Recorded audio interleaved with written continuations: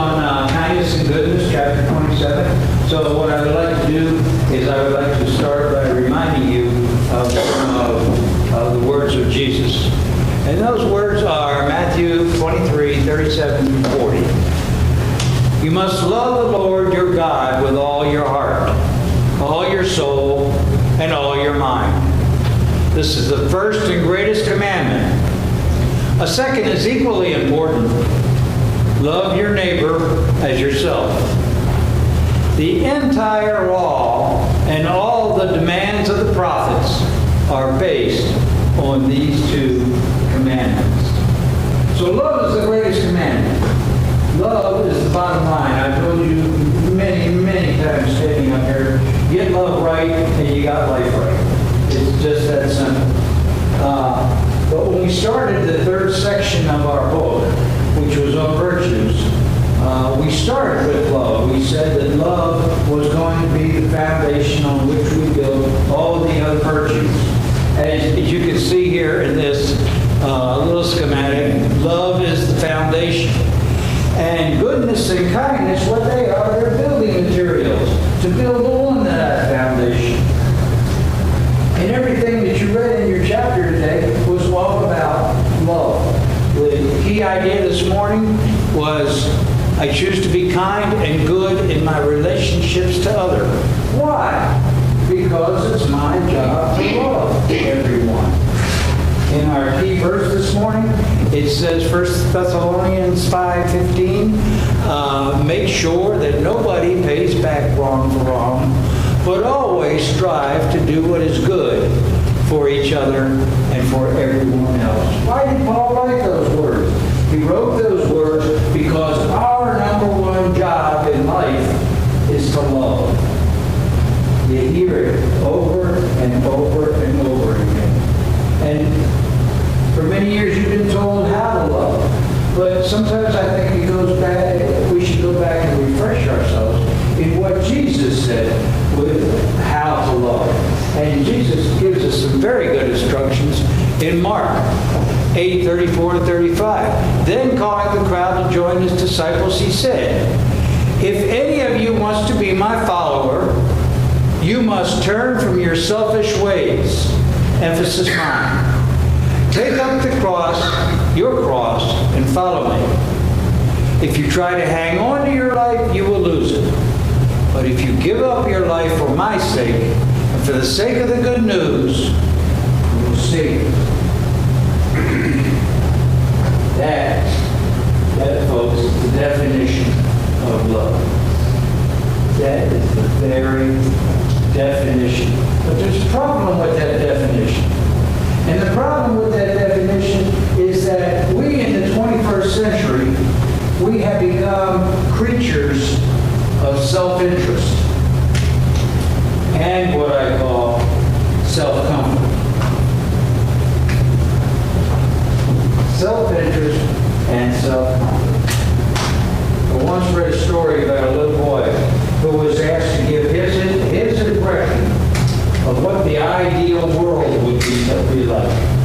And these were his responses. I'd cancel oatmeal.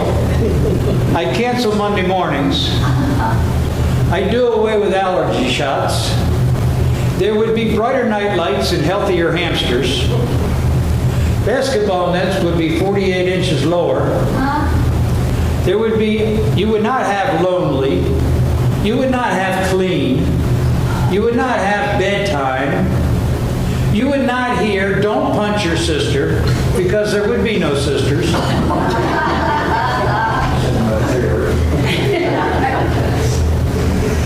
A chocolate sundae with whipped cream and nuts would be a vegetable. All 007 movies would be rated G. And a person who sometimes forgets to brush his teeth and flush the toilet would still be allowed to be in charge of the world.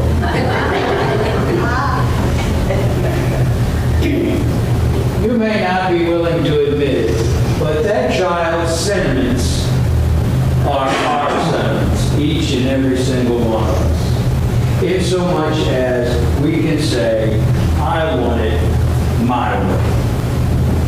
I want to live life my my way. I want my comforts. And the problem with that, folks, is that Jesus' way flies square in the face of my way. His way is all about self-denial. My way is all about self-interest.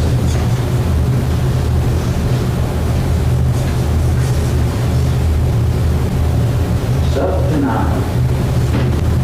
But he was the perfect teacher. He was the perfect teacher because he walked the talk, no matter what he did. There's a story years ago about Leonardo da Vinci, who took a large canvas into his studio. And he chose the subject, he planned the perspective, he sketched the entire outline, and all the way through, he applied his own natural genius to the work. But then when he got to that point right there, he stopped. And he went and got one of the students and he says, okay, I want you to finish the work. Well, the student was dumbfounded. He protested that he was unworthy and unable to complete the great painting that the master had begun. So Leonardo da Vinci silenced the student with these words. Will not what I have done inspire you to do your best? Will not what I have already done inspire you to do your best? If everybody now knows where I'm going with this. Our Master began 2,000 years ago. By what he said, by what he did, by what he suffered. He illustrated his message, but he left you and I to finish the picture. He left you and I to finish the picture of love. Self-denial. There was a woman by the name of Amy Carmichael who lived from 1867 to 1951. And she was a Protestant Christian who served as a missionary in India for 55 years. Almost exactly like Mother Teresa. And she's credited with this quote. But we're going to take this quote in two parts and we're going to take it slowly because it is what God was talking about. You can give without loving. We're going to stop right there. You can give without loving. You can give to your children without loving them. You can give to your wife without loving her. You can give to your neighbors without loving them. You can give without loving. But you cannot love without giving. You cannot love your son without giving yourself to him. You cannot love your wife without giving yourself to her. You cannot love your neighbors without giving yourself to them. You can give without loving, but you cannot love without giving. Folks, that's my challenge to you today, is to make your mission in life love. And don't just do enough. That's what we do today. We just do enough to get by, enough to be seen, enough to be heard. We've got to go the extra mile. We've got to go the extra mile every day. We have to use the building materials of kindness and goodness in everything we do, every day.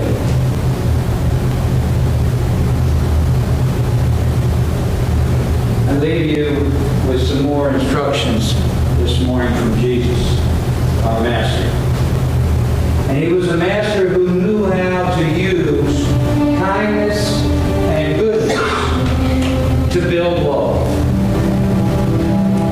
These were the words that he had for us.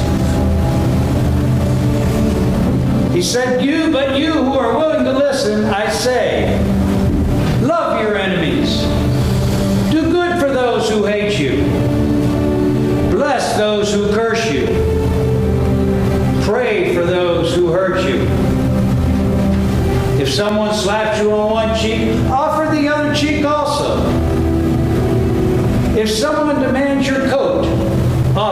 shirt also. Give to anyone who asks. And when things are taken away from you, don't try to get them back. Do to others as you would like them to do to you. If you love only those who love you, why should you get credit for that? Even the sinners love those who love them. And if you do good only to those who do good to you, why should you get credit? Even the sinners do that much. And if you lend money only to those who can repay you, why should you get credit? Even sinners will lend to other sinners for a full return. Love your enemies. Do good to them. Lend to them without expecting to be repaid.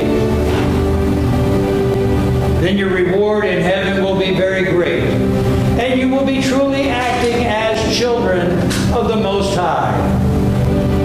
For He is kind to those who are unthankful and wicked.